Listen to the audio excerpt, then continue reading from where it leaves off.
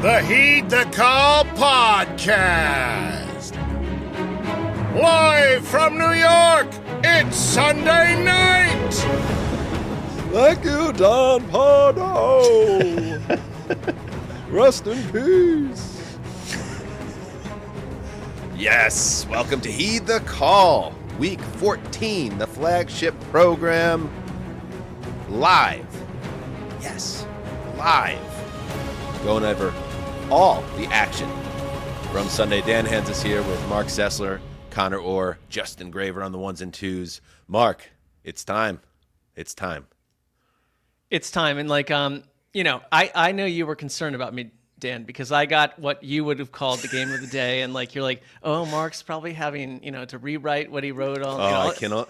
I'm flexible now. I've learned. We got a little bit. There was a little bit of, and I love it. Yeah. Because it usually makes for good podcasting. Little edge to Sessler in the chat today. A couple things maybe didn't go his way. And then he got the big game in the late window that turned into a shootout where the entire narrative of the game shifted. And I know my Marky, and Mark had a whole 400-word monologue set up that he had to toss and then rewrite. And then he's on deadline because we're at a live show now. And some of that was leading to, put it this way, Conor, there was a little bit of a little sassy remark thrown my way from Mark because I had mentioned that he has to hit the time cue on the first song when he leads off the show. And I was like, oh, that's the salty Mark. And I like that guy on Sunday night. It's the eternal privilege of a writer on deadline. You get to be a dick to everybody until well said. The job is over. And so that's part of the performer's whole deal. And in fact, I'm giddy about it. So, yeah, you get more than a pass, Mark. I congratulate you. Well, no, because hold on. So, here's the situation. I want to do great. I want to do great work, and I'm not entirely clear on the instructions about the lead-in song. So, okay. that's I'll hear about it tomorrow morning around. No, 7 this is what we're gonna do. I'm gonna help you out. Here we go. You had the game. You point to me when I should start. Yes, talking. you had the game of the day. Yeah. Which means you will lead the show in seconds. Right. The showdown at SoFi Stadium. Yeah. Which among your grumblings in the text chain was just an anger about SoFi Stadium and the state of the teams that play there. Just a lot of fun stuff in the chat today. Well, I'm not going to get into this in my write-up, but when we were removed from that workplace, I have a very important, Conor, you'd get this, I have a very important water bottle there that they never sent back to my household. And so it's still sitting, all this glory is occurring. But my possessions are still in my cubicle or somewhere. Yeah, they were like all my stuff as well, Mark. It was probably tossed into an incinerator the day after we left the company. So we got at a certain point, just in so many ways, we've had to turn the page, unplug and move on. You're right. Yeah. And tonight that's happening. That's happening this very moment. So, but back to the task at hand because we have so many games to get to. Mm-hmm. I'm going to cue you in because the leadoff song that goes with the game of the day has a very specific cue point. So here we go. Yeah. Let's get to it. Week 14 Sunday night flagship recap begins now.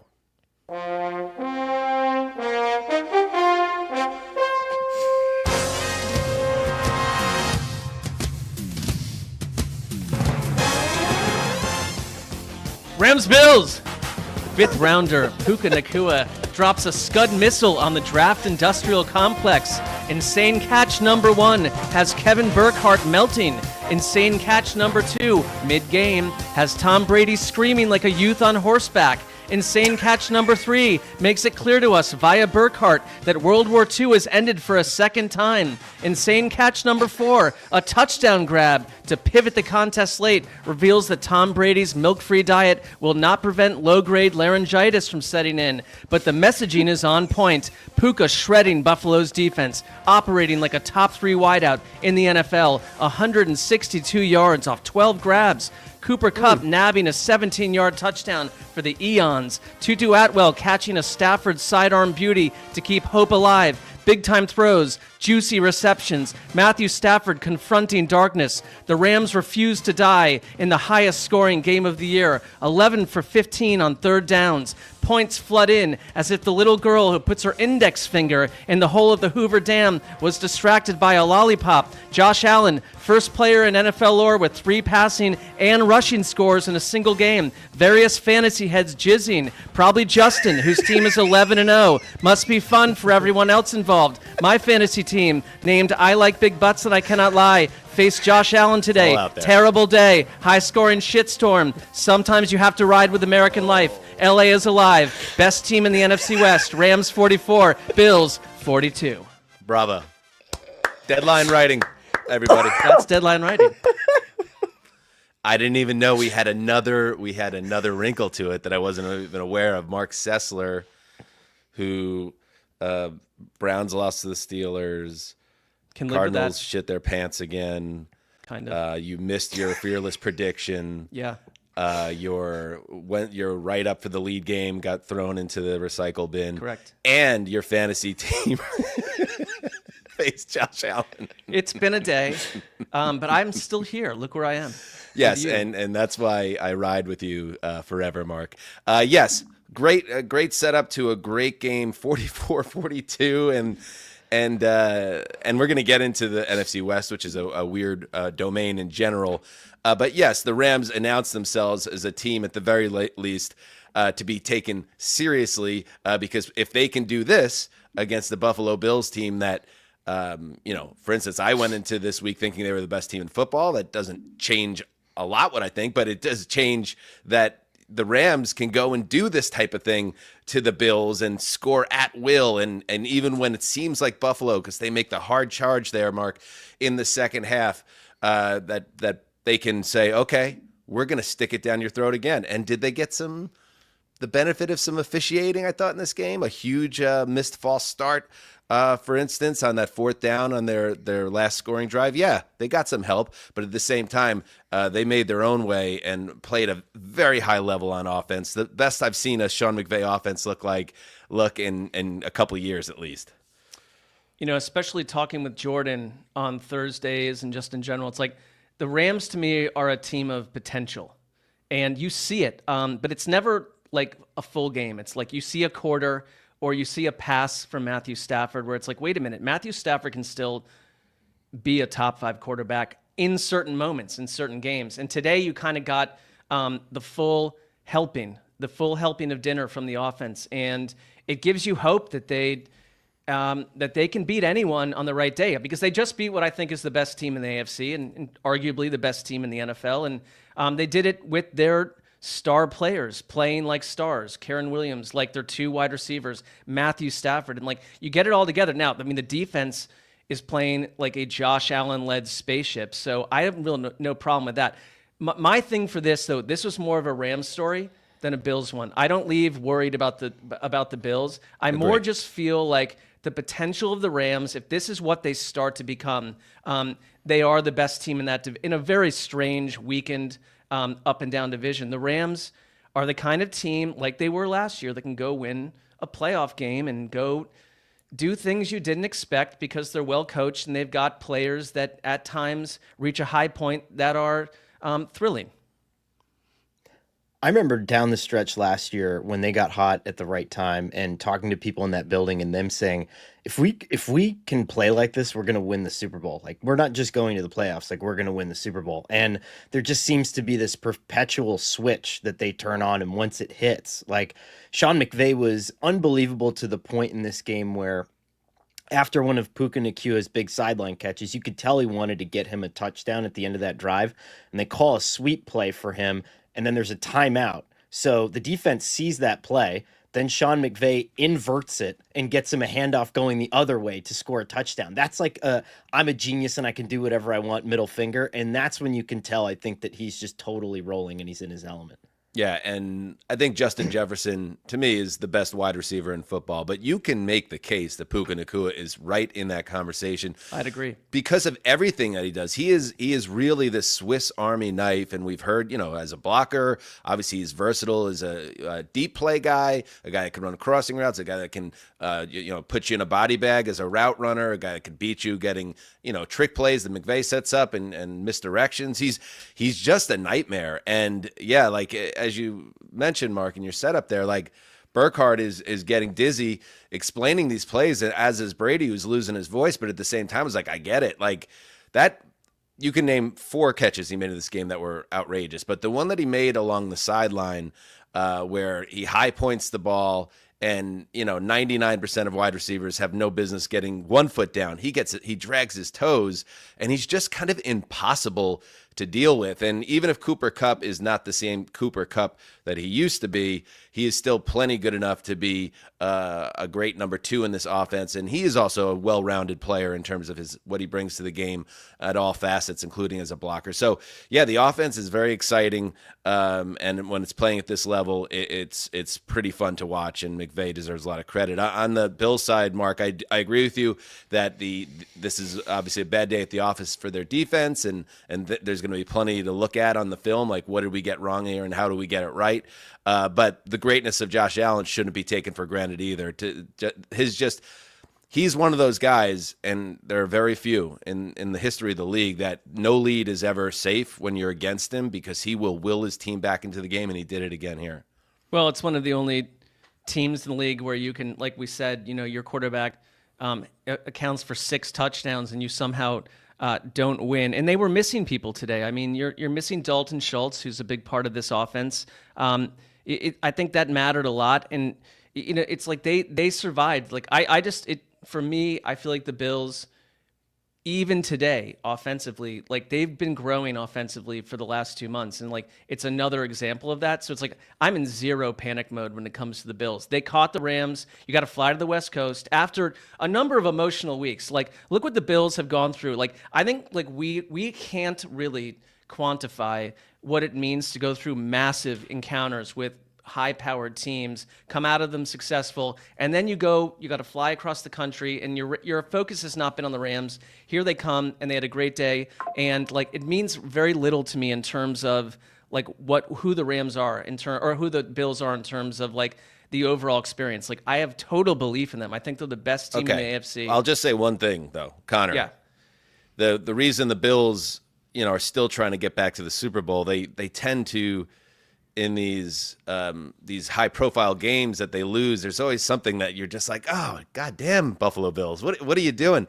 That decision, and I don't know if it's the OC you want to put it on, or McDermott, or if this is a Josh Allen decision, but they have all 3 of their timeouts. They march down the field. They are down 9 points, right? They're down 44-35, and they go 8 plays, 70 yards to score. The problem is they attempt a quarterback sneak at 1st and goal at the Rams 1 with 1:06 to go, which causes them to then use a timeout, which then changes the entire game. And I thought Tom Brady, despite his voice issues, did a very nice job really taking it to the Bills for that decision, because the second you use that timeout, you can't kick it away after you score the touchdown, get a 3 and out, and get the ball back. You have to do the onside kick, and the odds are staggeringly against you. So I thought that marred the game for the Bills. And in general, if I want to say one thing that's negative about the Bills, the coaching decisions in big spots, crucible moments, that one was pretty painful, and you don't want to see that happen in January if you're a Bills fan, because those are just shitty ways to lose games, and it felt so unnecessary, because you didn't have to be an expert, Connor, with the clock to know that was a stupid decision.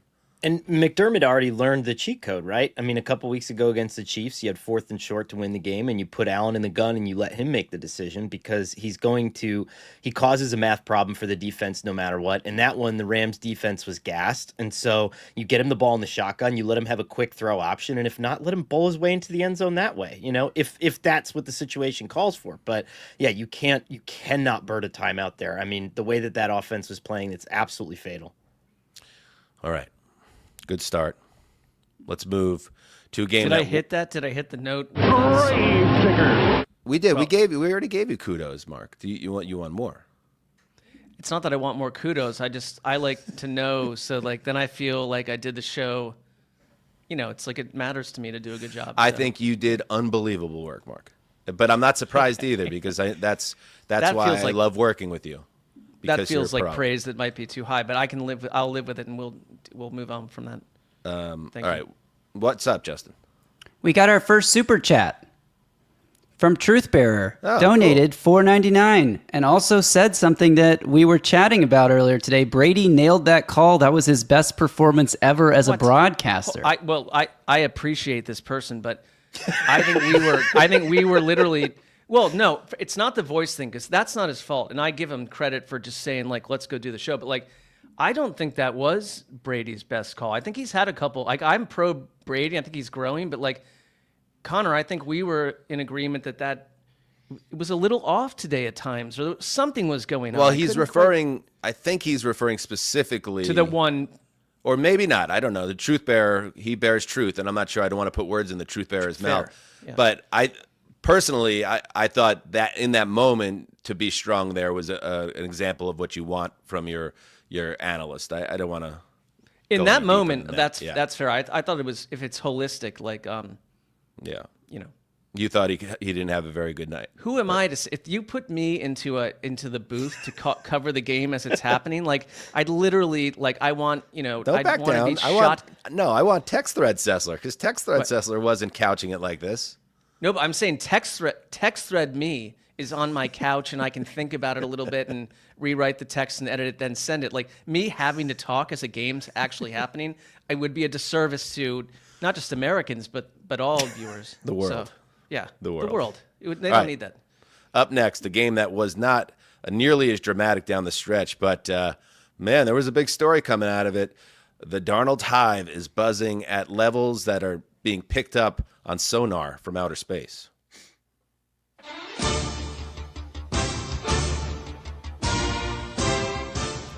Kirk Cousins came home to Minnesota on Sunday, and gone were the family pictures on the mantle with mom and dad. Gone was the Leatherman's jacket hanging in the closet. Painted was the bedroom he had in Minnesota for 6 years. "Whar've you been?" his old man said. "Starting a life with my new family in the South," Kirk said, eyes welling with tears. "You never wrote and never called. It's hard down here." "Well, we have a new boy now," Dad said. "Found him wandering in the hillside, a bit doofy. Hair the color of pumpkins, but he's quiet, nice manners, keeps to himself, and the boys seem to like him." Kurt buried his head in the collar of the jacket Dad once knitted for him out of yarn taken from the family's sheep. "Hey, son," Dad said, basking in the 42-21 Vikings win over Atlanta. "Yes, Dad," Kirk said. "Sam will be needing that coat, too. It's a gift for winners, for quarterbacks who have the single best EPA on dropbacks of more than 2.5 seconds in the NFL, for QBs who register career highs on throws of 20-plus yards downfield, for QBs who throw for 300-plus yards and 5 tutties in a Vikings uniform, the stuff you never understood." Unbelievable. I mean, pretty good Irish accent. It came in and out. It went in and out a little bit, Yeah. but Daring, I give it that. I thought, yes, in a game in which the Vikings, who despite a notable lack of Super Bowl championships, are an organization that makes a lot of good decisions. And how good does the decision look right now to let Kirk Cousins, coming off the Achilles injury at 36, sign a mega deal with the Falcons, who now are dealing with a potential albatross, while Sam Darnold, signed for 1 year and $10 million, is playing quarterback at not just the highest level of his career by far, but he's playing like a top 10 QB in the league, and he's leading an 11-2 Vikings team. 22 of 28, 347, 5 touchdowns, 12.4 yards per attempt, Connor, and he was completely unconscious in this game. The deep pass to Justin Jefferson was the one that I flagged you on because not only, yes, Justin Jefferson was wide open. It was one of many coverage breakdowns from Atlanta, and we can get into that. I think a lot of it started with Jesse Bates today, but the amount of avoidance he had to do in the pocket, and it's so hard to keep your eyes downfield and to navigate a pocket like Sam Darnold did, and to keep your eyes ahead and to make that throw from an unsteady base. And he did that over and over again today. Like, it wasn't just those 2 big throws, one to Jordan Addison, one to Justin Jefferson. It was all game, and he was on an absolute heater today. Not only there has not been a Vikings quarterback who has thrown for 300 yards and 5 touchdowns since Dante Culpepper.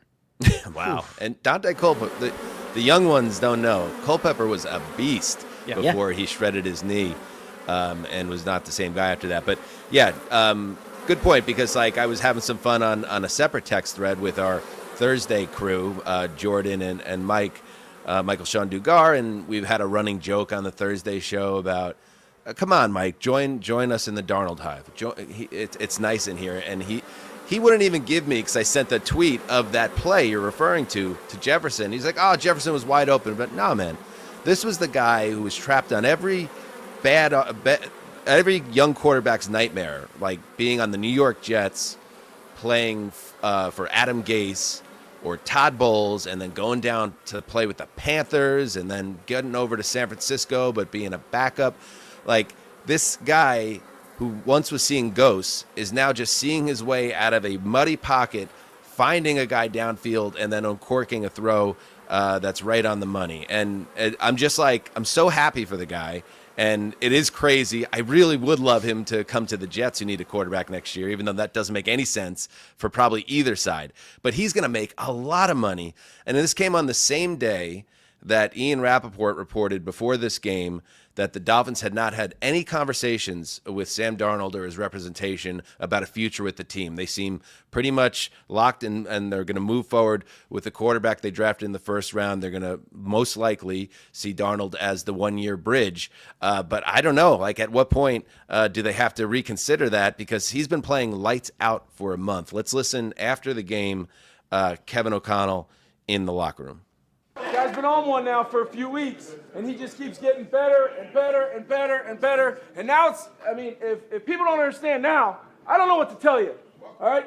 First Vikings quarterback in 20 years to throw 5 touchdowns. All right? I know there's a lot of smarter people in this room than me, but I have no idea how that didn't equal 158.3, because he was 22 of 28 for 347, making plays all day long, leading us to a win again. 1-0 today, win number 11. You guys are a special group. Sam Darnold right there.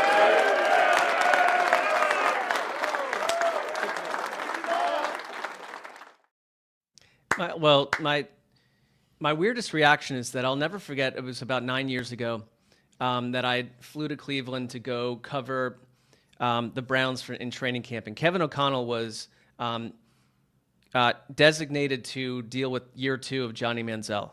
And it was training camp, so he's very hopeful. And I was in a scrum listening to him. I was like, I wonder if this guy has it. I can't tell, because he's just an ex-quarterback that's been, quarterback coach, OC, that's up. So it's unknown. And then there was another time that I was at LAX, and you've seen this photo where I was I ran into is annoying. I hate when people say that. I have to be sitting where Sam Darnold was eating breakfast up at a stand, and I talked to him, and I mentioned you, Dan, and your dad, that you guys were he was a Jets quarterback, that you were Jets fans, but now here they are together.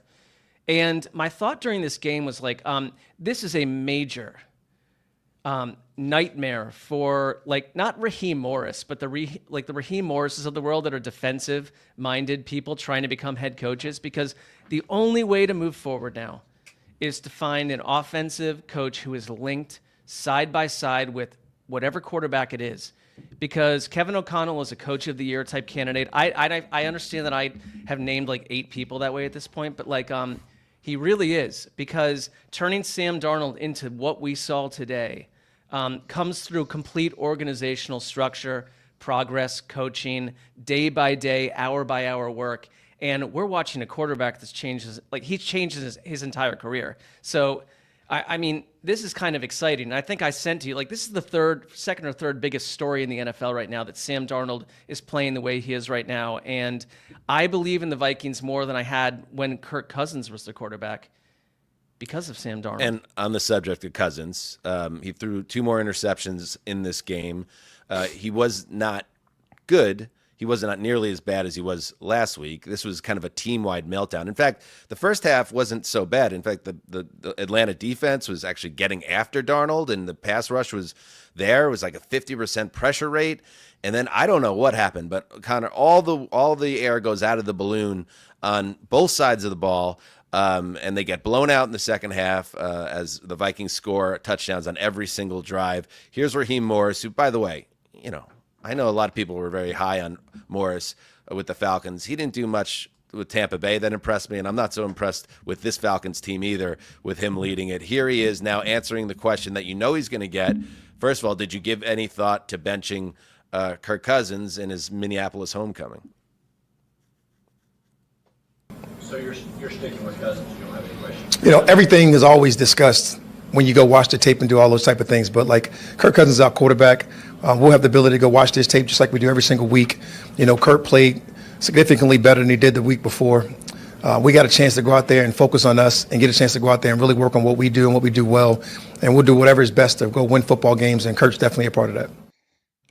So I think the devil's in the details here, and I might sound like a Cousins apologist at this point, but I think it's a lot more complicated than let's just give the ball to the dynamic younger player. Like last week, there were 4 interceptions, and I'm not kidding when I say that 3 of them I could very easily excuse away. And when Raheem Morris said that after the game, he did a lot of things right. I kind of rolled my eyes, went back and watched all of them over and over again. And there's a lot of bad mistakes that are being made by other people in this offense. And even today, 2 interceptions, one of them is awful, right? If he leads Kyle Pitts has inside leverage. If he drops that in the bucket, that's a touchdown, right? The other one, Bijan Robinson is supposed to run a route that draws that defender that made the pick. He's supposed to come towards the line, but Bijan just never ran out into the flat, right? So why is that guy going to react? Now, you could say that Cousins shouldn't have thrown that ball, but this is a timing offense. Like everything is supposed to run. When my foot hits here, everything, I get rid of the ball. I do this, I do it that way. And last week too, it was like literally, guys calling for the ball in the end zone, like throw it. And then Cousins lets go of the ball, and then the guy just stops and doesn't go up and try to catch it, And so I do think that there is sort of this, I think it's bigger than one thing, Conor, would you want to see in a vacuum, inside a vacuum, like Michael Penix in this offense, just to see his arm? Because my part a little bit is like Kirk Cousins in 2024 is a quarterback who can't move very well too, and that limits you. I just think it limits you. So in my head, I'm like thinking, okay, what would you do? Would you sit Kirk for a week and then try to get his fastball back, allow him to rest and get some arm rest? But then there are throws in this game that he absolutely has a fastball. He looked off defenders on one, I think it was a 3rd down, hits Ray McLeod for this huge gain. It was a dart. And then before the half, and this is where I think the game went totally sideways, there were a lot of bad holding penalties and stuff like that have happened in this game. The Falcons were in 1st and 20 in 2 different situations on this drive, and Cousins threw a bomb down the field that was absolutely beautiful and set the team up goal to go to score a touchdown before the half, and Raheem Morris bungled that one. I thought his clock mismanagement was really bad there. You should have tried to run the ball, use your timeout, and then go, but he did it the other way, allowed Kirk Cousins to throw and then just kick the field goal. But So I think that there's a lot happening around Kirk Cousins, and Kirk is the poster child of it. And I don't know, you're in a playoff race right now. You're in a division race. You're not out of it. And I don't think Mike Penix gets you necessarily back into it. And would you risk another game just to find out? Before we move on, Mark, one of your favorite films, you are a cinephile, White Chicks, the Wayans brothers classic. This was a touchdown celebration that will go down as one of the best of the season by Josh Metellus and Cam Bynum. Let's watch it right here. Mark, I'm sure this brought back a lot of memories of your time in the cinema, watching clearly the most talented of the Wayans brothers, Marlon and the other guy. I understand what's happening here, and for the sake of the production, I'll agree with you and say, what a film! It is in my top 40 to 50, maybe. White Chicks, look it up if you haven't seen it. It's interesting. All right, let's move on. Next game. Let's take a break. All right, let's go.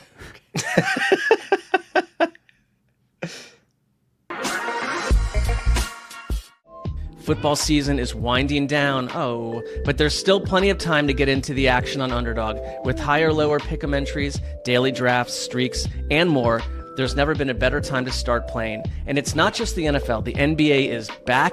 You've got NHL, college sports, so many options. So don't miss out. Just scan the QR code on your screen to download and play on the Underdog app. Or if you're not watching on YouTube, sign up with the code HTC and you can receive up to $1,000 in bonus cash when you deposit. Make the most of this NFL season before it's gone by playing along on Underdog. For our U.S. audience, only.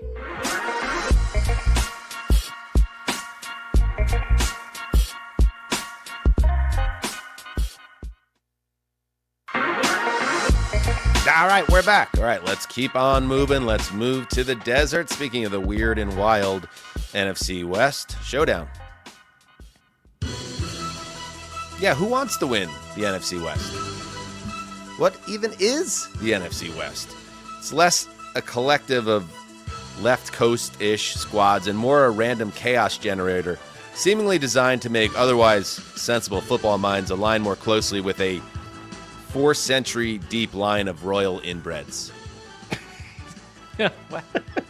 It seems like the last thing you want to be in this division is the consensus favorite, and with 4 weeks to play, I don't deign to have any sense of clarity. At this very moment, destiny is in the hands of the Seattle Seahawks, who extended their post-bye misery of the Arizona Cardinals with a 30-18 win. That's 4 straight wins for Seattle, and shout out to NBC's Steve Karnacki. That's right, baby. Khaki Boy is back.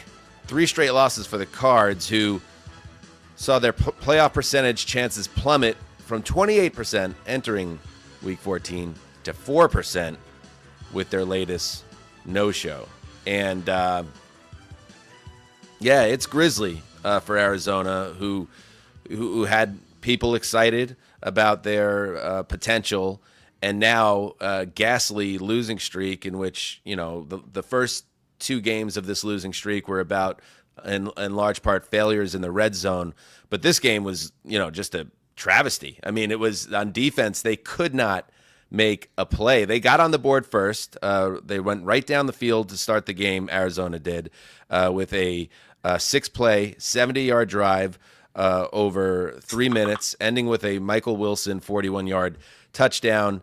But from that point on, they just kind of got run out of their own building in a game they really needed. And they got run out of the game not because Geno Smith lit them up, although Geno had no problem with this 24 of 30 in the game without a turnover. Zach Charbonnet goes 22 for 134 and 2 touchdowns. This is a Seattle team that was missing Kenneth Walker, that hasn't run the football well all year, and they just did whatever they wanted. So I don't know, Mark, what else to say. I'm sorry that this actually now it's a real thing, Mark, that you got behind the Cardinals and they have collapsed in epic form to kind of put like a cement finish over this narrative around you getting behind teams. But man, they stunk in this game, and when you no-show at home in a game that you need, that's the sign of a team that is heading towards a free fall that could change certain things in the desert. Well, they're done, and I acknowledge that getting behind one of these teams, one of these 32 teams, is not good if I do that, and so I need to think more carefully about that. Seahawks suddenly 8-5, and what I see in Seattle, which is the opposite. Over the last 3 weeks for Arizona, is like they're growing, and like I think the Mike McDonald coaching experience is starting to take form. Like they were really good in short yardage red zone. Good smart pivot, Mark. Very, very wise. Well, I'm trying to give credit where it's due. Like right. Zach Charbonnet comes in out of nowhere and has a huge game, and we were questioning how they were handling the run game for the first 2 months of the season. Like it was a powerhouse today. Like. Credit where credit is due. I think Seattle is saying we're trying to build an identity, and the Cardinals have a lot of. I thought the Cardinals were going to be a tough team that could beat people up, and that also requires precision and more than just toughness, and they floated away. It's a bit of a mystery to me that they floated away because they're not hurt, they're not injured, it's not that they're a middle of the road team, and Mark.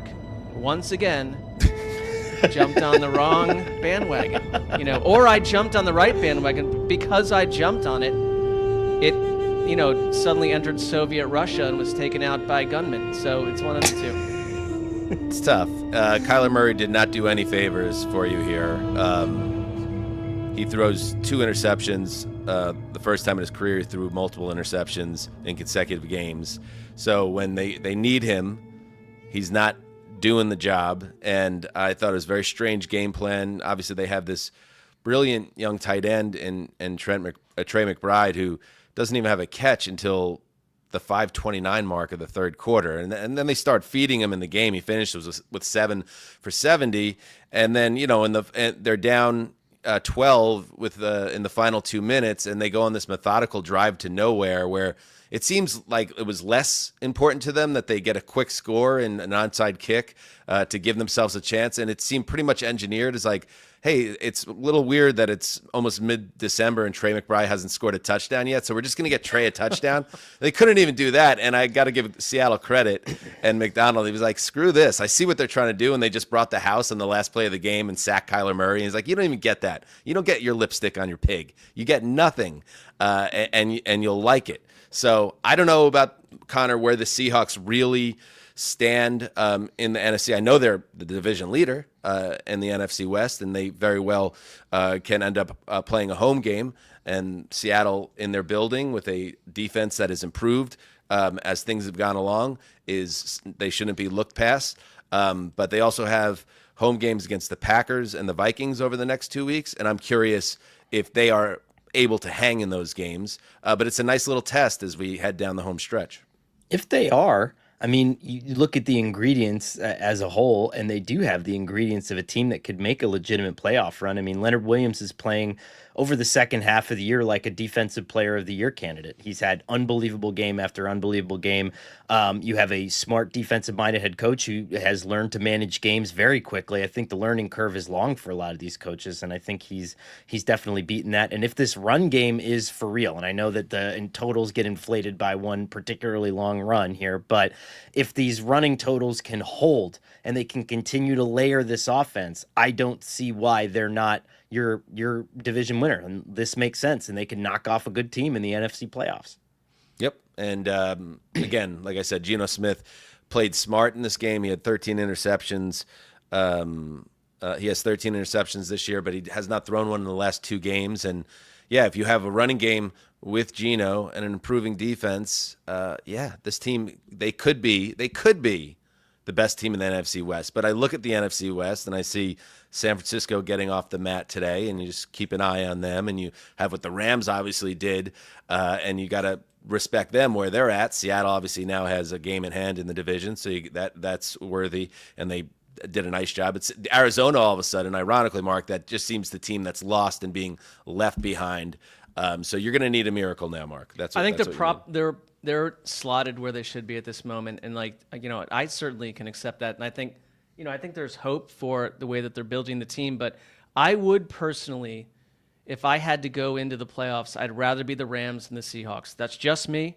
The Seahawks are doing a lot of good things. I think they've got a good coaching staff. I'd rather be the Rams. I think they've got a higher ceiling. But you know what? I don't think any of these NFC West teams are the answer when it comes to buying your Super Bowl tickets. They aren't. This is an exercise in elimination.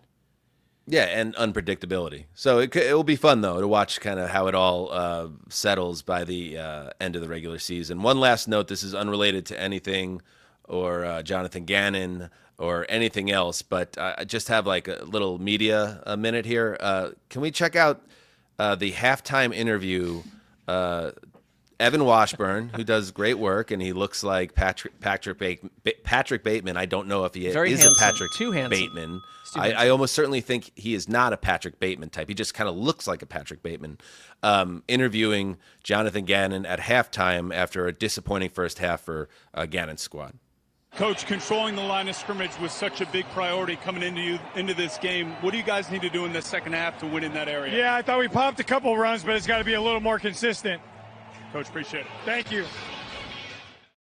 Do we need it? Way to get to wait. By the way, I don't know if you've ever seen All the President's Men, but that's sort of like that what I'd call that the sequel to that. Like we've gotten to the heart of the matter of deep issues. Do we at some point? it got so ingrained that that's part of the telecast that no one asks questions.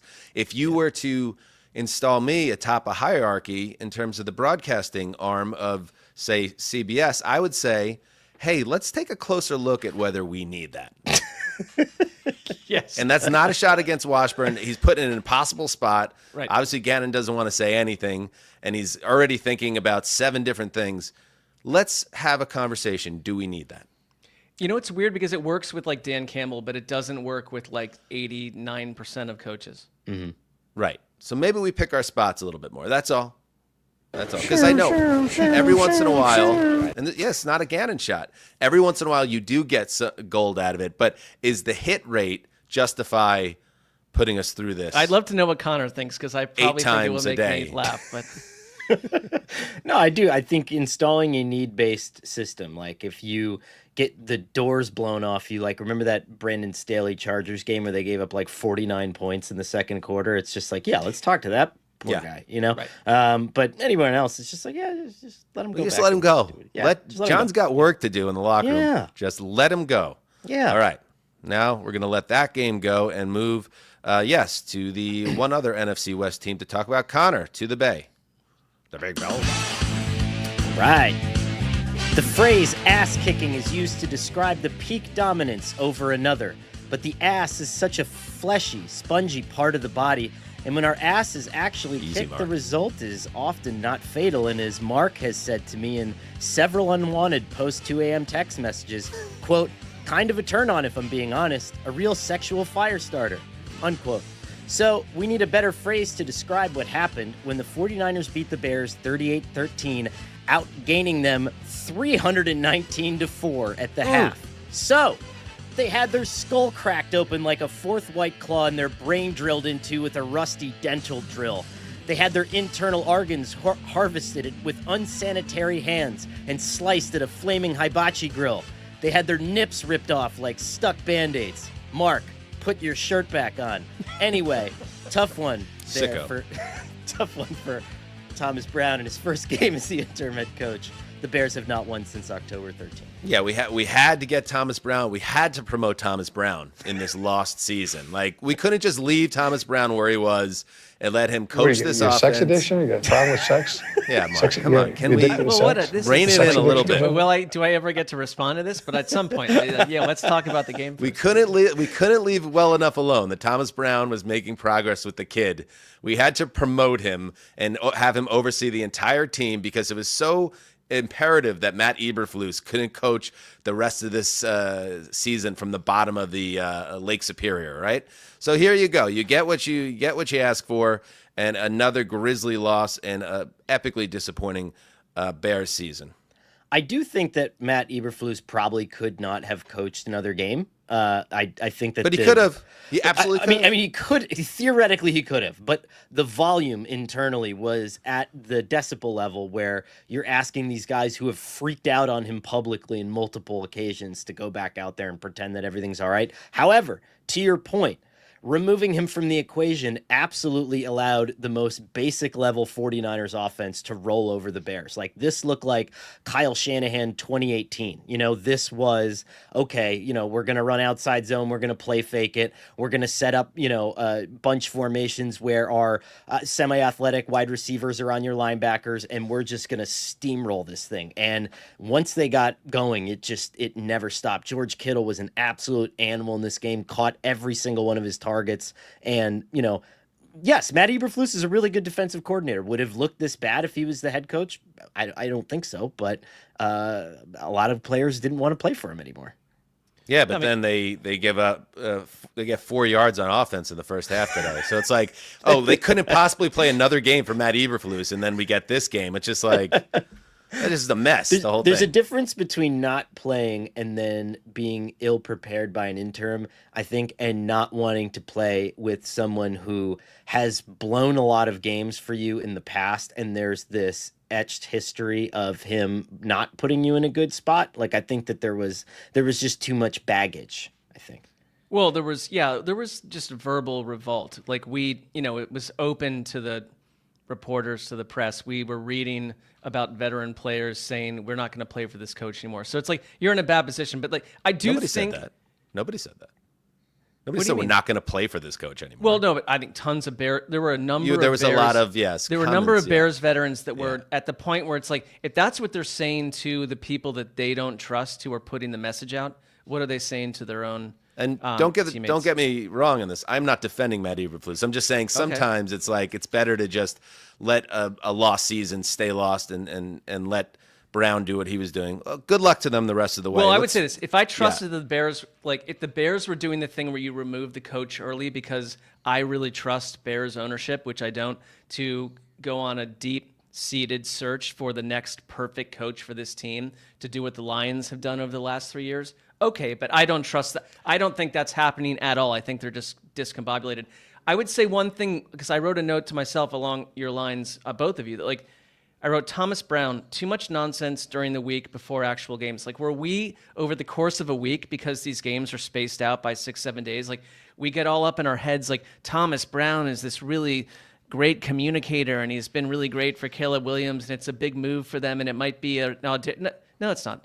You weren't even you weren't even a coordinator. You're like down the staff so far that we fired and gotten rid of so many people that now you're just the next guy in what would be like a failed offshoot government. So I don't like, to me, it's just like the whole thing is a bit of a ship sinking, and you can parse it as much as you want. The other side to me was like, is this a sign that the Niners are reverting, it's not the right word, but like becoming what we hoped, or is this means nothing? Go ahead, this week feels like, the theme of this week feels like nothing had any meaning almost. No. I don't mean that in a fatalistic way, but it's like, I don't care about the Rams offense or defense. I don't care about the Bills defense, and I don't care about the Bears, and I don't care about what happened with the Niners. I'm with you. And so, for example, like the 49ers. Why are we even here? It's not even that. It's just that how much meaning do we ascribe to Are we it? on the beat that if a team's not winning the Super Bowl, we don't even have to talk about the team? Not at all, but that's not what we do. I don't think that the Niners are here because of what happened today. I think this was not the test, you know? So yes, to Mark's point, like the Bears did not present as a team that required serious thinking and a serious game plan. So the 49ers played zone defense more than any other team, I think, in the NFL this year. I think it was all but like one snap. And so they came out and they said, okay, Caleb, like beat this. And they couldn't, it was a lot of 3-and-outs early. Now he did lead 2 touchdown drives, both of them which ended in touchdown catches by Rome Odunze, which I think you could say is somewhat positive. One really, high wire throw and catch in the corner of the end zone, and another one where Caleb Williams had to move around a little bit and find the guy. But 49ers kind of sat in the same defense. This was another breakdown in the Bears offensive line. I mean, Yetur Gross-Matos had 3 sacks after having 1 all season going into this, former second-round pick. Malik Collins just absolutely bludgeoned the Bears center and just walked into the backfield and, ripped Caleb Williams to the ground. He's still the most sacked quarterback in the NFL. It's not going to change. So, it wasn't one of these, like, it wasn't a chess match by any stretch of the imagination. What it was a 49ers win, which they desperately needed. It gets them to 6-7. It keeps them in the mix in the NFC West. And I would say the one thing that you're pulling your hair out as a Niners fan, and you've been killed by injuries all year. You have Jordan Mason, IR, Christian McCaffrey, IR, and then everyone's favorite fantasy pickup this week, running back Isaac Guerendo, has a great game. He goes, 78, like 125 total yards, 2 touchdowns, and then in garbage time, he suffers a foot injury. The team believes it's a sprain. He's going to have an MRI on Monday. They're playing on a short week, and it's just like some years it's just not your year. And San Francisco's backfield specifically is a perfect microcosm for the frustration of that team. But they did get a win, and they needed it. It's frustrating too. We got to keep moving, guys. So okay, all right. But it's an exhibit of how deep that running. Like they're doing a good job. They have good players. Anyway, let's go. Who's next? Who's next if Guerendo can't play on Thursday? It's a good test. This is the ultimate test. Who is the 4th string running back? Fifth. Yeah, Elijah Mitchell's out too. Who is 5th string? All right, let's move on. Up next, where are we going next? Let's go to Miami. Miami. Facing a depleted Jets team that's won once in 2 months, the script appeared pre-written for the Dolphins to overwhelm their moribund division rival and continue their wild card push without any real drama. But that's not quite how it turned out. The Jets actually outplayed the Fish for the better part of 3 quarters on Sunday, but familiar issues doomed Jeff Ulbricht's squad once more. Miami accepted these gifts, wiping out an 8-point deficit early in the fourth quarter, then a 3-point difference with a Jason Sanders onions kick in the final seconds of regulation. And when the Dolphins won the coin toss in overtime, it felt like the matter was already settled. Sure enough, 6 plays later, Tua Tagovailoa connected with Jonnu Smith in the end zone, and it was a 32-26 OT win for the Dolphins, who keep their meek playoff hopes alive. Fun fact, that is the first time an NFL game has ended with that score, 32-26. They should probably come up with a really fucking stupid name for that. Okay. The Jets are officially eliminated from postseason contention. A 14-year run of ineptitude, misery, really, that is the longest in North American sports. Really, really, really cool. Give the Dolphins credit because, I'm going to give the Jets credit too, because they did not have Sauce Gardner in this game. He was out, and Breece Hall has a knee. He's out. And when the Dolphins go right down the field on the first possession and score, everyone's thinking the same thing. Oh, this game is going to be 31-3 at halftime. But instead, like I said, the Jets kind of controlled this game until the fourth quarter, where familiar things cropped up, whether it was special teams breakdowns or mental blunders. There was a really bad one. Here's a perfect microcosm of the Jets season. It's 5 play sequence. The Jets are in a tie game, driving down the field. Aaron Rodgers played well. He's moving really well right now, and he made some throws. He threw over 300 for more than 300 yards for the first time in, I believe, 3 years in this game. They're moving down the field. He hits, I believe, Lazard to put the Jets comfortably in field goal range with less than 2 minutes to play. And at that point, the Dolphins are out of timeouts, and the Jets have a chance really to take this thing down to the gun, kick a field goal, and get out of Miami with a win. So, taking over, I'm going to give you the exact setup here because it was pretty wild. I could probably give it to you by memory, but I'm going to tell you exactly where they were. All right. So, they have a 1st and 10 at the Miami 27 after the Lazard play. A running play to Isaiah Davis, -5 yards. Okay, that's not ideal. Then Miami calls it second timeout. Then on 2nd 15, Aaron Rodgers, 41 years old. No one knows that you're supposed to do more as a quarterback of the New York Jets. What's the one thing, Connor, you cannot do when you're in field goal range as the quarterback? What was that, Connor? I think your mic's off. Amazing. Take a big sack. He takes a big sack. All right. Miami then uses its 3rd timeout. That's 6 more yards lost. Okay. Then 3rd and 21 from the Miami 38. Oh, good. Rodgers recovers. He hits Davante Adams for 14 yards. What's the one thing, Conor Orr, that the wide receiver cannot do when you're trying to run out the clock and kick a field goal to win a game? Stay in bounds. You can't go out of bounds, but Davante Adams, a future Hall of Famer, goes out of bounds to stop the clock. So instead, the Jets do send out the kicker. They kick the field goal. And then, what's the one thing, Connor, that you don't want your special teams to do after you kick off? And all you got to do, it's 52 seconds to play. The Miami does not have any timeouts. What's the one thing your special teams can't do? Don't kick it to the dynamic return man.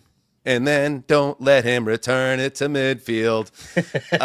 So a 5-play sequence. They do 4 stupid things. Eventually, Miami gets in field goal range. They get the field goal to tie it. And then when they win the coin toss, as I said, the rest is history.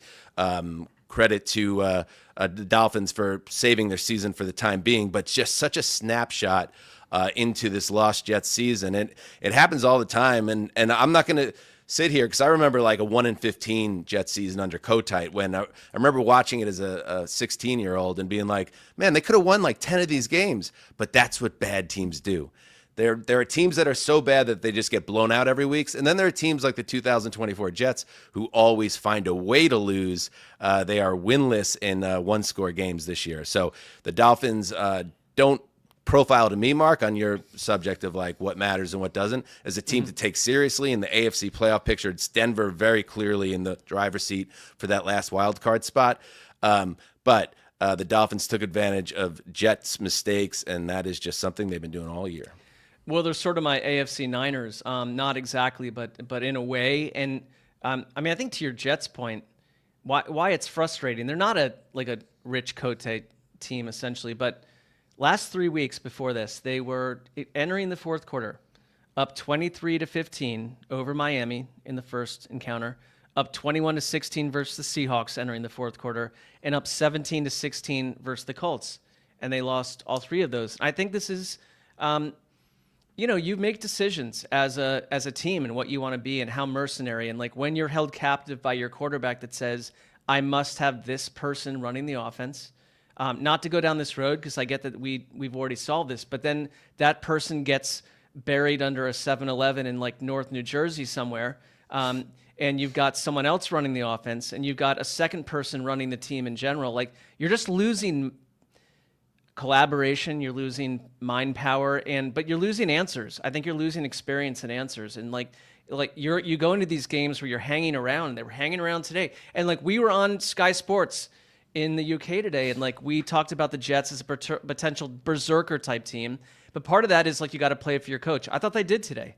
They've been playing hard for. They had a really bad Arizona game, but otherwise every week they're in these games. I thought they did, but I think they're out of answers. Yeah. They're out of answers, and it's like, the Dolphins weren't especially like special in this, but no. So the Jets are either the best bad team or the worst good team, but ultimately it doesn't matter because they're 3-10, and 3-10 is 3-10. And one last note on the Miami side of things, that again Tyreek Hill has been getting back to being Tyreek Hill again, 10 for 115 and a touchdown.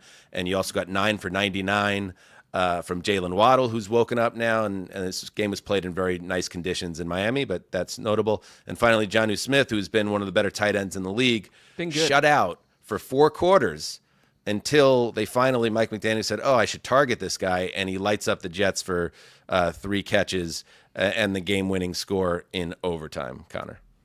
I mean, he has been, in terms of yards over expectation, the second best tight end in the NFL since the Dolphins have gotten back from their bye week, which is wild. And while it's kind of ridiculous to think that this team has Tyreek Hill and they have Jalen Waddle and they need somebody else to knife everything else open, Jonnu Smith is that chess piece for them. I mean, Kyle Shanahan had Kyle Juszczyk. I mean, and Mike McDaniel is figuring out Jonnu Smith's role in this. He's opening up a ton of stuff for these guys. And in overtime, did you see the look in his eyes? That guy was getting those short catches and he was just like glowing, like his eyes were wide, he was like intense and like screaming, and I was like, this guy's gonna score the game-winning touchdown. It was amazing. Yeah, he had been targeted once in the first 60 minutes of game time. So I don't know what that's about for a guy to be. How could you be that intense and disappear for 3.5 hours? But he showed up when it counted. I understand how that works. And the Dolphins, survive and move on, and we move on. Let's take a break, and when we get back, we continue to roll through Week 14 Sunday. You may have heard by now that Heed the Call with Dan Hanzus and Marc Sessler is on Underdog, so why not start playing on Underdog today? There are NFL and college football discounts dropping every week, so don't miss out. Download and play on the Underdog app, sign up with the code HTC, and receive up to $1,000 in bonus cash. Make the most of this NFL season by playing along on Underdog for our U.S. audience only.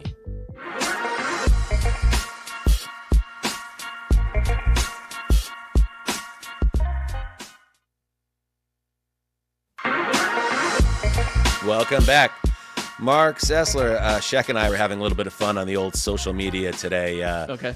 Talking about tropes of broadcasting. Because did you know, Mark, that when the Cleveland Browns and Pittsburgh Steelers face off, you throw out the records? Well, I don't, because I'm aware of the fact that they've been highly negative But yes, I understand. Did you know you do that? Yeah, you got to throw them out because it's division situation. There is no such thing. Right.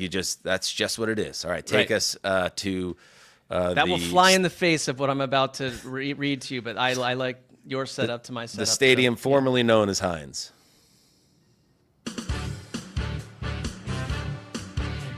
Well, the oldest rivalry in the AFC, 1988, the last time the Cleveland Browns swept the Steelers. Mark is a freshman in high school, pondering how to win over Bryn Taylor. They briefly dated in 6th grade years back. She's now in a relationship with a surfer guy who moved to town from the West. 1988, Dan Hanzus is 8 years old. Conor Orr is 5 months old. Gravedigger is -4 years old. His parents have not yet conceived him. He's a future dream. Justin is an asset to us, man. Fast forward 34 years. Pittsburgh has 28 bridges. A book or novel has never been transported across any one of those structures. But they kick people's ass the way unthinking people exude violence and disorder. Jameis Winston is in the mood to throw multiple picks the way a drinker must awaken with cheap wine. The passing game, jumpy and off-kilter. Nick Chubb, a shadow of yesterday. Human life, darkness. Pittsburgh, Chris Boswell hits a 54-yard field goal with his eyes closed. Cleveland's Dustin Hopkins misses a 38-yard field goal, down 13-7, then a 43-yarder after the break. Dustin Hopkins took 4 tabs of LSD before kickoff. He thinks he's in central Norway. The Browns are blown up like an Iraqi safe house. Dip me in LSD, sweet Lord. I don't belong on this earth anymore. Calling Hezbollah, calling Al-Qaeda, calling the Symbionese Liberation Front. Kidnap me like Patty Hearst, and let's burn up the coast to a forest hideout. Steelers 27, Browns 14. You'll always have the primetime games. Well, true. It's a disaster. I mean, are you really surprised? No, I'm not. I'm not surprised because I think this actually played out the way that doesn't surprise me. And there's no way you're sweeping. Pittsburgh's not losing this game, and I don't like Cleveland making any team making their own bed for themselves. Like those missed field goals that I mentioned, which are in a world where are we in a world where field goal kickers are doing the impossible, but also sucking as much as possible? Like on any given Sunday, like crazy, terrible shit is happening. This but is they're also especially doing bad incredible year things. Yeah. To have a bad kicker. Yes. Because 75% of the league has kickers that are just playing at levels we've never seen before. The revolution is being televised. But if you have a Dustin Hopkins or a Greg Zuerlein, or you're one of those damned teams, yeah, it makes it even more frustrating in a way. It's well, I think like. To your point about throw out the records, like there's no way you're either one of these teams, typically if you're playing average football or sweeping each other. But Cleveland's going to do this. And this is more to me about TJ Watt showed up early in this game and made a big impactful play. And they got Jameis Winston uncomfortable. I think he's made mistakes, but he's not been uncomfortable. He seemed loose and kind of on the fly, and like we're all enjoying the experience of the personality. He was very uncomfortable today. And Cleveland cannot run the ball the way they did. Don't think. Be the best. Well, yeah, none of that occurred. Like they couldn't run the ball today, and like I think Pittsburgh, like they kind of they eased into who they are. They ran the ball really well early because Russell Wilson, both passers came off of 400-yard games, and they combined for about 100 heading into the final minutes of the first half. And the Steelers found a way to survive in Pittsburgh, which they do. And I found it to be like an unremarkable game in terms of big major plays. It just kind of played out like two old boxers kind of bashing each other in the face, and Pittsburgh Cleveland. I like that you blanket referred to everyone in Pittsburgh as like a dumb, violent person. That was like a good, like it flew under the radar in the. It's probably unfair. In the lead-in, but is it... Probably. I mean, as I tout Cleveland, like it's like these aren't totally different civilizations. So. How about the pass rush here? There was the big showdown, TJ Watt v. Myles Garrett. Anybody get the better end of that? I saw something that Myles Garrett was celebrating a sack when this team was down double digits late, which maybe that tells you a little bit where Garrett's head is at. He wanted to beat T.J. Watt maybe more than the Steelers, but maybe that's unfair. Well, maybe you shift into that at this point. He did have a sack. He had 3 quarterback hits. Cameron Hayward had 2. I think one thing that matters for the Steelers is like Alex Highsmith's back, and he had a sack today, and you've got Nick Herbig along with T.J. Watt. It's not just T.J. Watt, but he made a huge play early on, and like I think Steelers wins are like for me sort of simple to diagnose. Like we kind of get what they are. They're not. It's not like if you think of like Lego sets, it's not like this 2,000 piece Lego set. It's like 186 pieces. It's more pieces than it's been in other years. I mean, they have a downfield element this year. They didn't have George Pickens today, by the way. They won without George Pickens. I thought that was notable. They have, after forcing 3 more turnovers, they lead the NFL in takeaways. They're holding their opponents to less than 19 points per game, and they got a quarterback in Russell Wilson that's not killing them with turnovers. It's a good recipe, and the Browns were not able to deal with it. Okay, anything else, Mark? I would say one thing to Connor. You mentioned this on Thursday, and I'll keep it quick. But what a win for Arthur Smith, because I think he was pigeonholed as kind of a loser and kind of like marginalized as a play caller, and like. You don't get this whole situation with Russell Wilson, and which is one of the bigger resurgences of a quarterback I can think of for someone that we had buried below the ground without Arthur Smith. That's all I'd say. All right, and let's listen to, before we move on, Jim Nantz.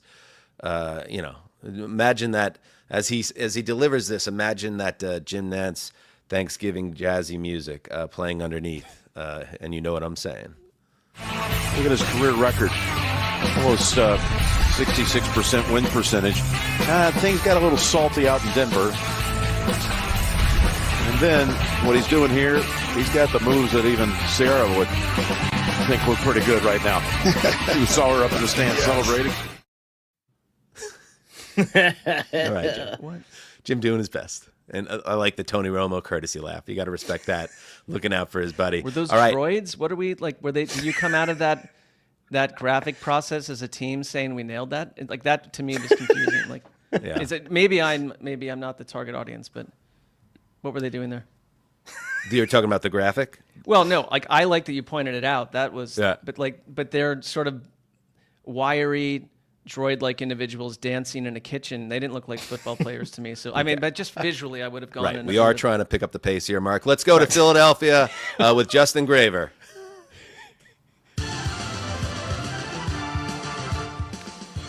The second-place team in the NFC, still in the hunt for that first overall seed and the bye that comes with it, hosted a 3-9 Panthers team that has struggled to find its footing this year. So naturally, the Eagles took care of business and pounded the Panthers into oblivion. Not.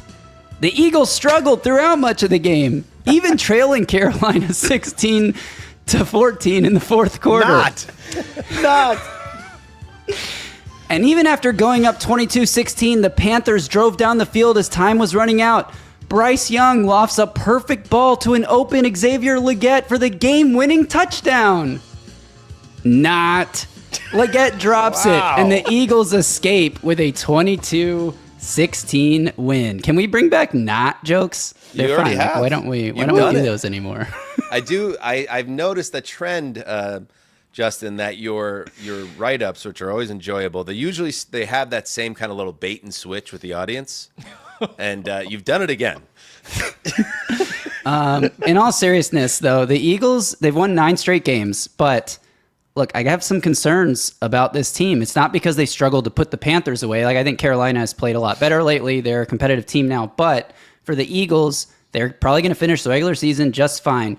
When you get into the playoffs, though, you need certain aspects of your team to be more reliable.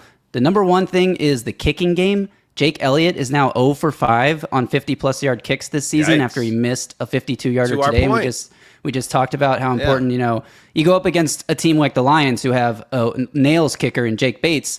Like, you lose the game in the margins like that. That's an issue. And number 2 is the passing game. Like, it's just not as threatening as I think it needs to be if you want to make a Super Bowl run. There was multiple moments in this game where Hurts just passed up open receivers, and then he like scrambles around trying to make something happen off schedule.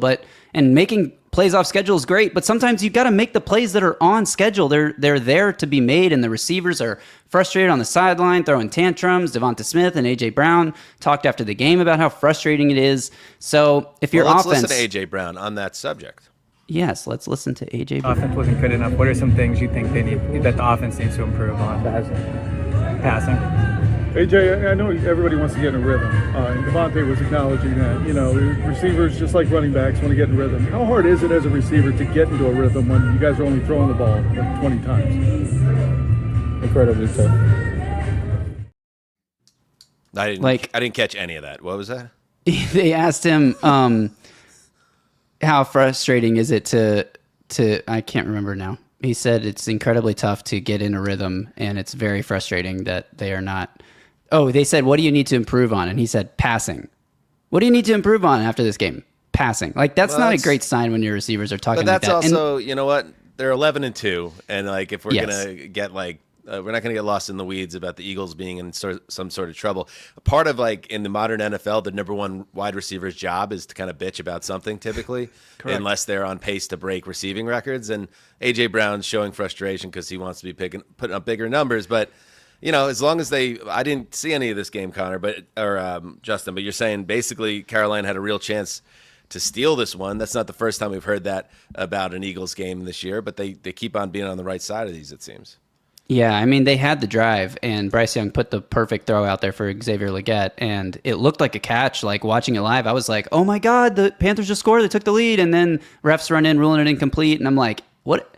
This is going to get overturned. He dove and caught the ball, but you see the replay, and the ball clearly goes through his arms and hits the ground, and then they end up going for it on fourth down a couple plays later and don't get it, and it's like, that was the game, and we talk about the game winning in the margins. The Eagles do that. To their credit, like, they didn't have a great game on offense, but when they got down 16-14, they put the perfect drive together to go get, the go-ahead touchdown, and then a penalty allowed them to go for 2 and gain a 6-point lead. But I don't know. I just worry when you come up to a team in the playoffs that knows that your strength is Saquon Barkley running the ball. Like, they're going to shut that down, and you're going to have to win another way. And maybe the Eagles will figure it out between now and January, but that's just where I'm like a little concerned for them right now. Fair enough. All right, let's move on. Up next, we go to Tampa, where the Bucs, they'll take their gifts where they can get them. It's the holiday season. The Raiders are in town.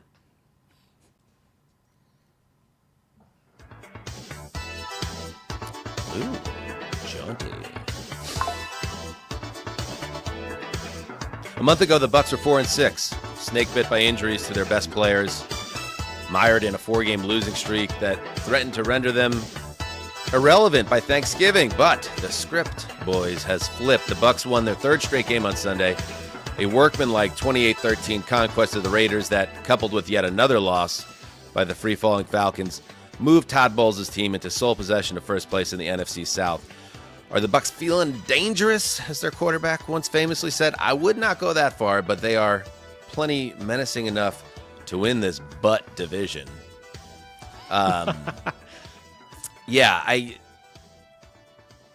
Good job by Tampa. I mean, this is a game that when you're playing a team that's as down bad as the Raiders, you just got to kind of stay out of your own way.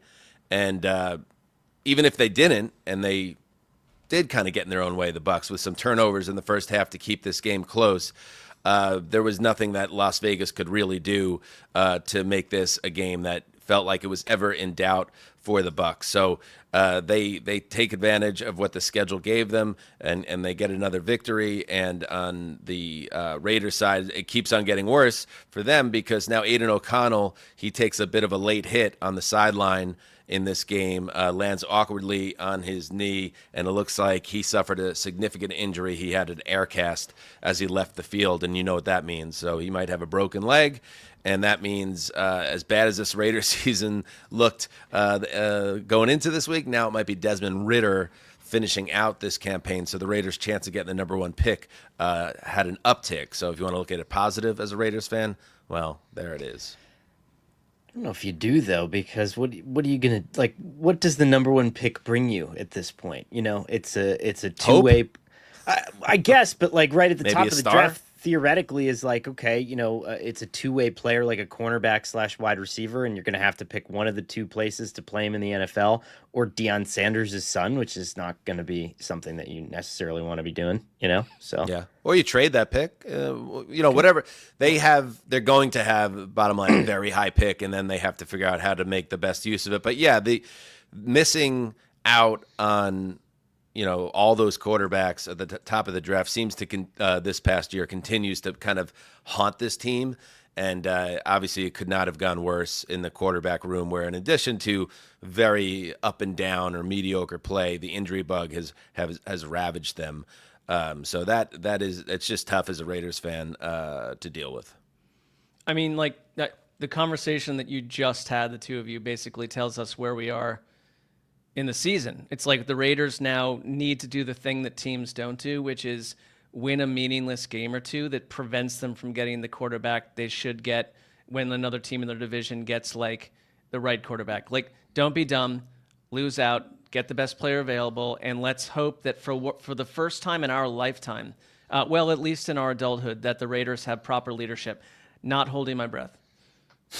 Yes. One player I want to point out for the Bucs, because obviously Mike Evans is back, and that's good. But they need someone else to step up in that wide receiver room. And Jalen McMillan had 2 touchdowns in this game. So you need somebody to step up if we're going to take the Bucs seriously as a team that can make any type of noise and put a scare into anybody in January. McMillan is going to be one of those guys, in addition to, hopefully they have the health that they need in this game. I take him seriously, though, just to be quick, but like I take him seriously as a team that can win a playoff game. I assume we all would. Like, I mean, there's just something weird about them. Like, they're frisky. I think so too. Like, I think they could just cause distress to someone in January. According to ESPN research, the Bucs now have a 71% chance to make the playoffs. So, yeah, things changed quickly in the NFC South. And remember, they got swept by the Falcons. So the Falcons had an extra game in hand, essentially, because a tie would have went to the Falcons. And they just let that all slip away. And to the credit of Todd Bowles and the Bucs, that they have taken advantage of that. All right, let's move on. We'll take a break, and then we'll close out the Sunday slate. Are you playing an underdog yet? There's so many ways to get in on the action, whether it's higher, lower, pick'em entries, daily drafts, or season-long tournaments. And it's not just the NFL. The NBA is back. You've got NHL, college sports, so many options. So don't miss out. Just scan the QR code on your screen to download and play on the Underdog app. Or if you're not watching on YouTube, sign up with the code HTC, our show, and you can receive up to $1,000 in bonus cash when you deposit. Make the most of your sports fandom by playing along on Underdog. For our U.S. audience only. All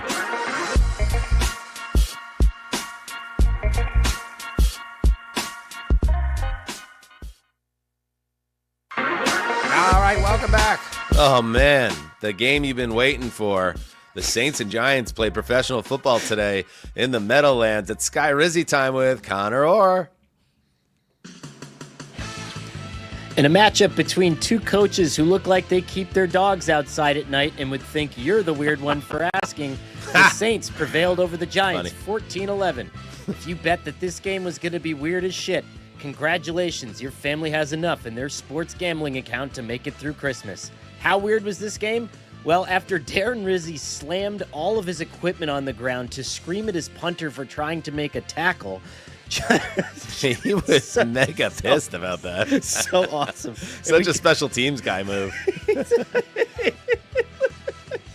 All he was mad about was that guy moved up like 10 yards and got in the mix and wasn't playing like deep on the tackle. And look at him, he's like telling him to get out of his sight. Alvin Kamara went up to him and was like, bro, come on. It's okay. You know we suck, right? So that was the first thing.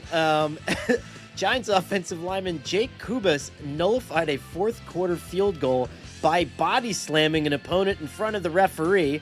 And then after the Giants came all the way back at the end of the game to try a game-tying field goal, the Saints bum rushed Kubas and blocked Cano's game-tying attempt. Also, Derek Carr might have broken his hand. I think he did. So yeah, it looks like he did. This game was just so goddamn strange. Yeah, that looks like the play where Derek Carr might have played his final snap as a Saint. There was no reason to do that, and there's also no reason to call like a naked Derek Carr bootleg run like it was Taysom, like it was left over in the Taysom Hill plays, and they just accidentally hit the button. Like. Yep. Look who's leading the team, though. An absolute maniac. I mean, I think he has now surpassed, Darren Rizzi has surpassed Rich Bisaccia as the most interim coach that's ever lived. I think his energy is just totally off the reservation. He's a New Jersey guy, so coming to the credit of Sky Rizzi, they're 3-1 since he took over for Dennis Allen, and he does deserve credit for that. But he is a crazy person. Yes, Mark. Did you and no, I'm sure Connor, I'm sure you saw this, but they're digging in on like a new subject. It's good for reporters. Like suddenly there's a new coach, like new stories, new storylines. Like the mom of Sky Rizzi, Phyllis Rizzi Rooney, was in the stadium and up in a booth, and she had told the broadcast a story which kind of touched my heart a little about Sky. Like that when he was a younger person, that people even younger than him at his school would come over, and bullied kids would come over and knock on the front door of Sky Rizzi, asking him to walk them to school so they wouldn't be bullied because he would go kick their ass. I believe it's like, it made me kind of like, I don't care what happens with him with his career, but like that's got to be someone that people have felt something about for a long time. And the mom was sitting there watching. Now maybe that's all BS, Connor. I believe it. He's a leader of men. But when he was dressing down the punter, the only thing I could think of was there was like this great old Saturday Night Live sketch with Will Ferrell where he's like kind of half drunk at his kid's Little League game and just screams at him while he's on first base. I don't know if we have that. Do we have that? By the way, do you know who I talked to about becoming a coach next season? Hey, listen, crybaby! I will downsize your face with a shovel! If you don't get on the bag, now get on that bag! Snow cone, anyone? Nah. He's got some aughts feral energy for sure. Correct. We have the Rizzi sound of him in the locker room? We needed every one of those things in the Swiss Army knife, did we not? Yeah. We needed every single tool in the Swiss Army knife to finish the job. We did. That was bottom line. Okay? And now the corkscrew's sticking out. Hey! What? All right. He's also like 26-year-olds. None of them have owned a Swiss Army knife for the most part. Like that's like the Swiss Army knife probably going over their head as a reference. There's also like a muted sense of energy in the locker room, and to be totally real, he starts talking a little Jersey too, right? It might not have been exactly the way you drew it up, and it might not have been as pretty as you wanted it to be, but we're leaving New Jersey with a W. Yeah. Right, break it down. Here we go. All right. That's when you pass it off, like when you tried two big jokes about, it's like you wrote the speech and you were like, corkscrew line, pause for laughter, and then New Jersey, pause for massive applause, and then no, it's just like, all right, you break us down. Then I'm I want play that last clip one more time and just listen to the reaction. I think he was expecting major pop off the Jersey ref there. Yeah, and there's also, for the people listening to the show, and check us out on YouTube, of course, and subscribe, #48.4. There's one strobe light. I guess it's their party strobe light when they win. And the fact that it's just like kind of functional. Play it one more time. It might not have been exactly the way you drew it up, and it might not have been as pretty as you wanted it to be, but we're leaving New Jersey with a W. Yeah. Right, break it down. Here we go. All right. Yeah. A little sad. These guys don't even know they're in New Jersey. They're like, I thought we were playing the Giants. All right. Jesus Christ. We're going to talk about this game. All right. The Jaguars Titans with Justin Graver. Dumbest game ever, maybe. I'm just saying. Oh, I love this song so much. It's so epic. And it gets this game. You know what? Justin, can we move this song up the power rankings of the background music? Yeah. Going forward, we'll do that. Okay. All right. Jags Titans. I said on Thursday's show that the Titans had no excuses to not go win this game at home against a 2-win Mac Jones-led Jaguars team. Wait, Justin, here's an excuse. They suck. I've come up with a list of some excuses. Number 1, poor coaching. Number 2, bad offense. 3, bad play calling. 4, defense breaks down at the worst times. 5, the quarterback can't lead a game-winning drive. 6, the offensive line commits too many penalties. 7, bad special teams. 8, is that enough? This team sucks. But the good news is, regardless of whether the Titans are good or bad or somewhere in between, we're all just dust. Every one of us is going to die someday. Nothing matters. Jaguars 10, Titans 6. Yeah, listen. I appreciate that.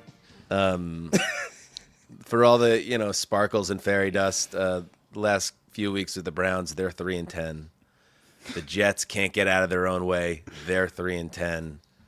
But the Titans 3-10, when you are at home, and you're going against Mac Jones, one of the worst quarterbacks in football, the backup to Trevor Lawrence, who is already sitting on IR with his arm in a sling and a headache, and you can't even beat this team?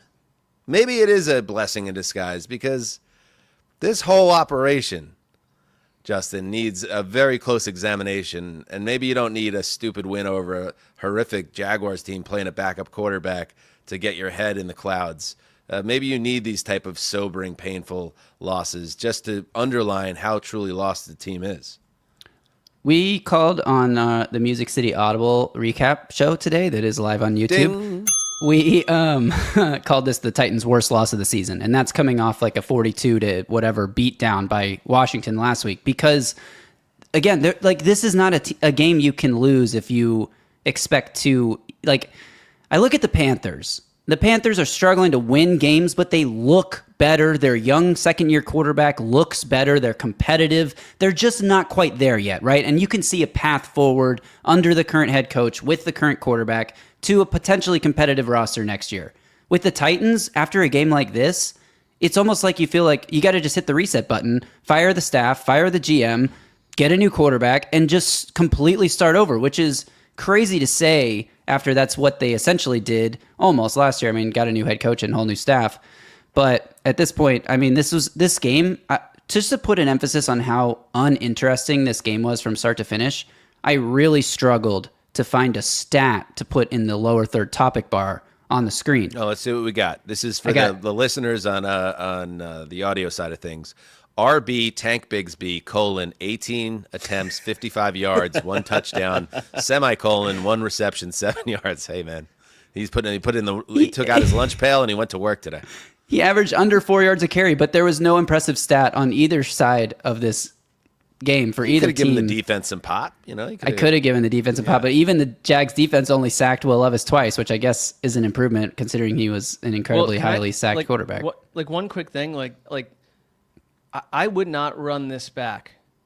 I'd probably typically argue for consistency and give coaches more years than they get and see what happens. Like a Brian Dable, maybe I could sit around and maybe make that argument, but not this. And this is a team that found a way to move on from Derrick Henry, from A.J. Brown, and from Mike Vrabel, who might be the number 1 coaching candidate out there right now.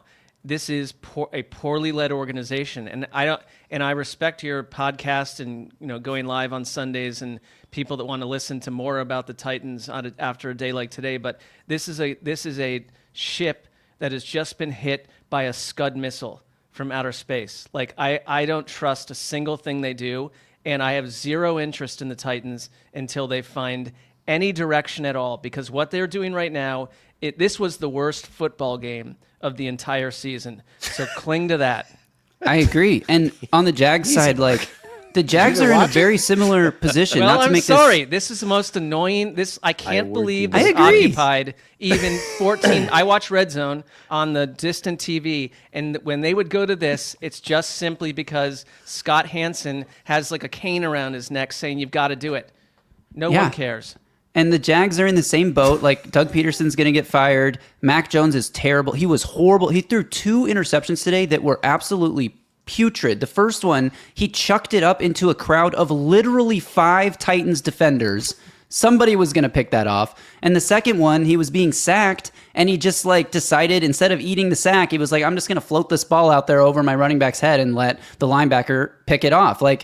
again, the Jags tried to give the game away to the Titans, but the Titans just said, no, we don't want this. So thank you. We're going to lose. Thank you very much. But I mean, I will just say in Brian Callahan's defense, before we fire the guy or whatever, could you give him a quarterback that has a chance to lead the offense with proficiency? Will Levis actually played okay. He didn't play great today, but the last 5 games in a row for Will Levis, they've been an average level team. It really wasn't Levis's fault. I mean, he's not great quarterback, but he's serviceable. He's average level. Like a good head coach, especially a good offensive minded head coach, should at least be able to get more than 6 points out of him against what has been mostly the worst defense in the league this season.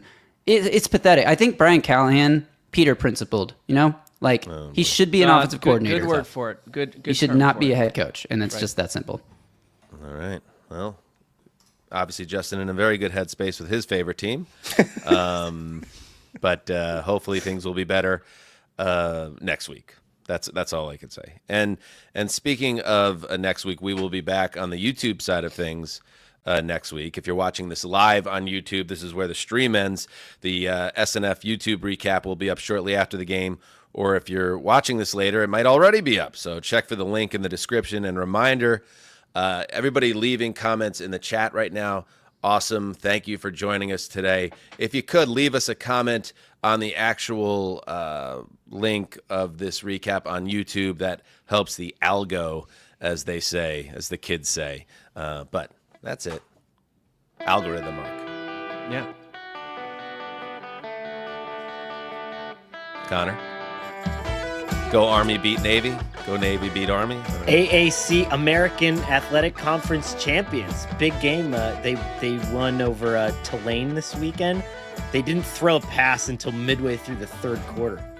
See, listen, it could be worse. Justin, hear that? Stretch. Let's keep going. We got to cue this music earlier, Justin. We talked about this last week. So now we're just going to sit here in our own mess. All right. You know what to do. Till next time, eat the call.